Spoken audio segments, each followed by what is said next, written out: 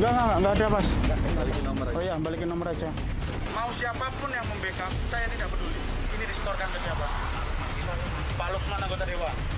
Oke, saya tunggu. Nggak boleh ada pungutan liar di Kabupaten Kediri.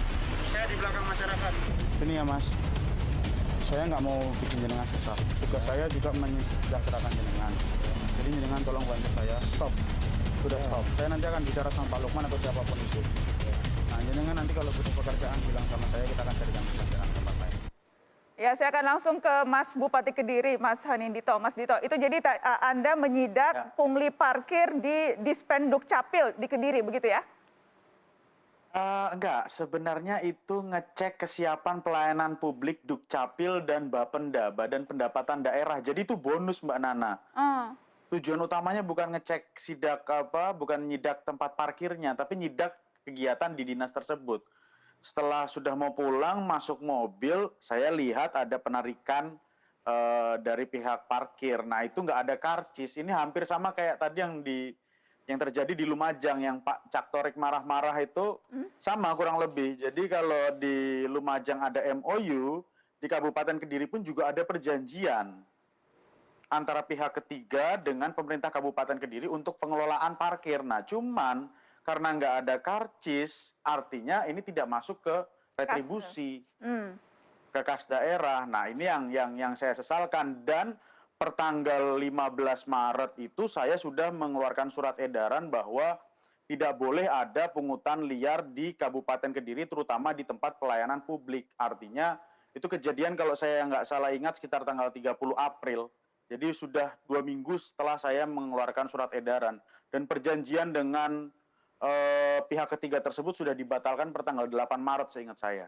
Oke, dan ini penting karena memang ini urusan rakyat sehari-hari begitu ya. Jadi bukan nominalnya begitu 2.000, 3.000, 4.000, 5.000, tapi karena publik yang betul-betul sehari-hari menghadapi hal seperti ini. Begitu ya, Mas Bupati? Betul sekali, Mbak Nana. Mungkin bagi kita angka 2.000, 3.000, 4.000 tidak sebegitu, tapi bagi masyarakat kabupaten yang bekerja menjadi petani di lereng gunung, dia harus jalan menempuh perjalanan jauh, mungkin kurang lebih pulang pergi mereka harus ngeluarin duit 25 sampai 50 ribu. Itu plus ditambah ada penarikan 2.000 rupiah. Kalau 1 kali dia ke Dispenduk Capil, kalau dia 3 kali artinya sudah 6.000. Itu sangat-sangat berarti bagi masyarakat di bawah. Mas Dito, jadi kerumitan apa saja nih yang Anda hadapi? Kalau kita bicara secara umum begitu ya, kerumitan yang Anda hadapi ketika harus menyelesaikan berbagai persoalan pungli yang rasanya tidak hanya di satu instansi, tapi juga beberapa instansi yang lain. Ya, jadi kerumitannya adalah merubah pola pikir kepada teman-teman atau seluruh pihak yang ada di Kabupaten Kediri, pola pikir yang mungkin dianggap selama ini itu hal yang biasa. Padahal sebenarnya itu hal luar biasa. Nah, ini menyadarkan orang yang tadinya menganggap hal biasa untuk menjadi hal yang tadinya luar biasa untuk menjadi hal biasa ini bukan hal yang mudah. Jadi tantangannya memang satu, yang pertama pasti kalau tadi Cak Torik ada musuhnya, sama pasti sekarang beberapa pun juga ada yang nggak suka sama saya. Tapi itu sudah menjadi resiko yang harus ditanggung. Lalu yang kedua, ternyata tidak selamanya melakukan hal baik itu juga di semua orang sepakat bahwasanya ada orang yang mengkritisi saya, contoh dibilang cari panggung, contoh tidak tegas, dibilang karena masih bupati baru dan sebagainya. Jadi artinya ya kita menyidak salah, kita nggak nyidak lebih salah lagi. Jadi mendingan salah aja deh dibanding harus salah banget. Oke, baik. Cak Torik bagaimana? Anda bahkan sempat dilaporkan ke polisi ya karena sidak yang Anda lakukan. Jadi tumben-tumben nih justru kepala daerah yang dilaporkan ke polisi oleh orang yang disidak. Iya, betul, Mbak Nana. Saya dilaporkan ke polisi di Polda Jawa Timur. Ya, saya melihat begini ya.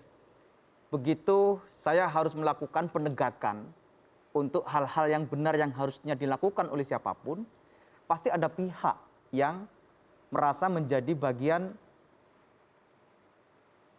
orang yang mungkin aksesnya terputus, income ekonominya juga bisa jadi terputus. Nah, orang-orang yang begini-begini ini ya pasti punya rasa kebencian terhadap saya. Nah, begitu punya rasa kebencian, pasti ya mikirnya macam-macam tuh. Mana celah hukum yang sekiranya bisa menjadi ancaman terhadap saya secara pribadi, maupun hal-hal yang merugikan pada posisi personalitas saya. Nah, karena itu saya dilaporkan di Polda. Tadi Mas Bupati Kediri mengatakan kerumitannya salah satunya mengubah pola pikir. Yang Anda temui, apa saja tantangan-tantangan terberat kalau kita bicara pungli untuk memastikan bahwa ya ada perbaikan sistem seperti yang tadi dikatakan Mas Kurnia dan juga Pak Najih. Jadi gini Mbak, pungli itu pertama karena ada kesempatan dan celah. Di mana ada kesempatan dan celah, pasti potensi pungli itu menjadi pikiran orang. Seluruh bantuan yang menjadi program pemerintah yang efeknya langsung mendapatkan manfaatnya kepada masyarakat, baik personal maupun kelembagaan, pasti ada hal-hal yang dimungkinkan untuk orang mencari celah mendapatkan akses yang lebih. Ya. Oke. Yang kedua, akal-akalannya pasti tumbuh itu kalau ada kesempatan, ada celah. Baik akal-akalan untuk ngakali prosedurnya maupun akal-akalan untuk mendapatkan nilai lebih yang berkali lipat. Misalnya begini, tadi yang disampaikan Mas Bupati Kediri, KTP. Dulu di Kabupaten Lumajang, begitu KTP itu masih tersentral di Dinas Kependudukan, orang keliling ke kampung, Mbak, tak uruskan KTP-nya. Nanti hanya tinggal ngasih ongkos. Ya kalau satu, kalau banyak. Nah, ini orang yang riwa-riwi sana-sini, sana-sini. Nah, akhirnya saya punya keputusan, semua pengurusan KTP selesai di kecamatan. Tidak boleh orang lain yang ngurus, minimal keluarganya, kalau orang tuanya tidak paham soal administrasi, anaknya yang menguruskan. Itu mekanisme yang terjadi. Jadi Anda membuat jarak itu makin dekat begitu ya, tidak tersentral, tetapi memastikan bahwa akses itu bisa lebih dekat di dan sekarang KTP cetak di kecamatan bisa di Kabupaten Lumajang, selesai di kecamatan. Mulai KTP, kartu keluarga, akta kematian, akta kelahiran selesai di kecamatan. Itu salah satu mitigasinya yang menurut saya penting dilakukan oleh siapapun. Kalau mekanisme mitigasi ini terjadi dari semua potensi pungli ini yang ada di masyarakat, saya kok yakin ya, nanti ke depan akan ada banyak inovasi untuk mitigasi pungli yang ada di masyarakat.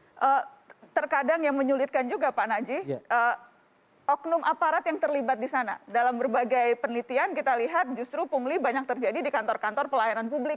Jadi seperti tadi contohnya camatnya, atau kemudian kalau di kantor di aparat penegak hukum justru polisinya, misalnya oknum polisinya. Jadi ini yang lebih menyulitkan untuk diberantas karena ya memang yang melakukan justru yang punya kuasa.